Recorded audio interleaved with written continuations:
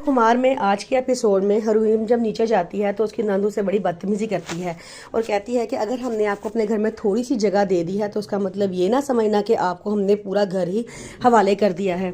ऐसा नहीं है, बहुत जल्द आप इस घर से चली जाएंगी। हरीम ये बात सुनकर खामोशी से ऊपर आ जाती है तो फायज से पूछता है कि अच्छा तुम नीचे गई थी, सबका रवैया कैसा था तुम्हारे साथ। हरीम कहती है ठीक था, मैं चाय पी के आ गई हूँ, मैं चाह रही हूँ कि जो है ना मैं नाश्ता अपने अम्मी अबू के साथ कर लूँ। फाइज कहता है ठीक है, कोई मसला नहीं है, आप अपनी अम्मी के घर जाके नाश्ता कर लेना, मैं लेकिन थोड़ी देर कहीं जा रहा हूँ, सबके पास जाके बैठूंगा, नाश्ता करूँगा। फिर वो कहता है कि मुझे ये बताओ, सबका रवैया तुम्हारे साथ इतना बुरा है, तुम्हें बुरा तो नहीं लगता? वो कहती है कि नहीं, सब कुछ इतना अचानक हुआ है, सब मुझे इस बात का एहसास है कि सबको इस बात को समझने में थोड़ा टाइम लगेगा। फाइज कहता है मुझे तुम्हारी यही बातें तो अच्छी लगती हैं, चलो कोई बात नहीं, उनका वक्त उनको भी थोड़ा टाइम लगेगा इस रिश्ते को एक्सेप्ट करने में।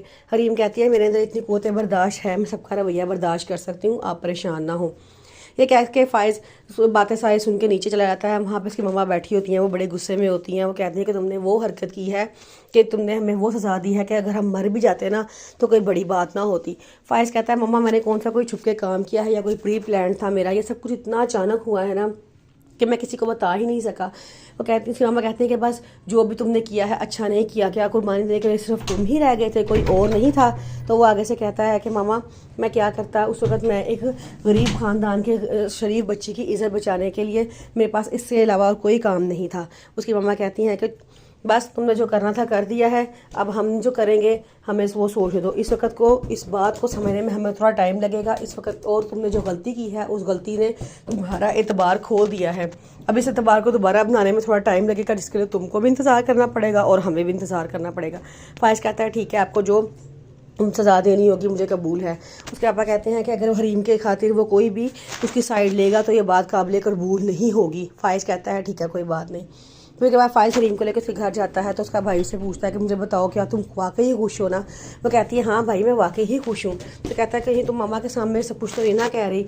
आगे से हरीम कहती है नहीं भाई ऐसी बात नहीं है। फाइज उसको लेने के लिए आता है तो वो गाड़ी में बैठ के दोनों जा रहे होते हैं तो रास्ते में नासिर उनकी गाड़ी से गिर के टकरा के गिर जाता है।